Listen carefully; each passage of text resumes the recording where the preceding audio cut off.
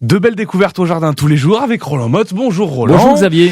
Des conseils pour tout le monde, pour vous qui cherchez à découvrir plein de choses autour du jardin, à enrichir votre culture jardin.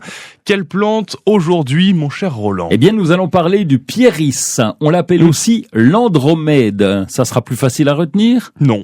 Bon, d'accord. Eh bien, c'est un joli petit arbuste qui pousse en terre de bruyère. La terre de bruyère, maintenant je ne vous explique plus ce que c'est, vous connaissez, oh là là. Mais, pardon, mais Roland, mais qui ne connaît pas la terre de bruyère Oui, ici? là, on se demande. Rappelez vite fait. Oui, pour mémoire, c'est une plante plutôt acide. Et on n'en trouve pas partout en Lorraine. Il y en a dans les Hauts-de-Vosges, par exemple, d'autres coins. Mais c'est localisé, ça vient souvent d'une roche-mère granitique. Et donc, le sol est acide. Vous avez déjà vu le pH dans les piscines. Donc, on va pas se baigner quand c'est trop acide. Le pH est trop bas. Et c'est pareil pour les sols. Et il y a des sols qui s'adaptent à des pH bas et d'autres à des pH élevés. Et notre pieris, eh bien, c'est une plante de terre de bruyère, comme le rhododendron. Ça aime bien les pH plutôt bas.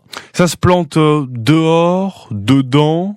Non, pas dedans. Ça se plante dehors. On peut le planter en pleine terre si on a un terre acide ou si on fait une fosse de terre de bruyère. Ah, c'est possible de faire ça? Eh ben oui, on va enlever la terre qu'on a, parce que si vous laissez la terre calcaire avec ce type de plante, non, au bout de 3 ans, il va dépérir et mourir.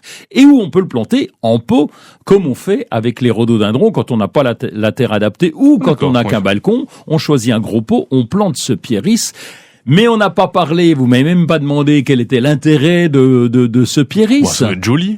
Oui, c'est très joli, ça fleurit en ce moment, on dirait du muguet mais avec énormément de clochettes. Donc c'est vraiment très très joli, c'est couvert de clochettes, un peu comme du muguet mais plus. Les feuilles aussi ressemblent au muguet? Non, pas du tout, c'est des petites feuilles qui sont persistantes et qui sont rouges au printemps et qui changent de couleur, qui deviennent vertes claires ensuite et vertes foncées après et qui restent pendant l'hiver. Donc cet arbuste a plusieurs façons de décorer en fonction des saisons. Moi je commence à m'y connaître au jardin, Roland. Aïe. Voilà, bon, après quand arrive une certaine période, on taille, c'est toujours bien de tailler un petit peu. Oui, pas lui.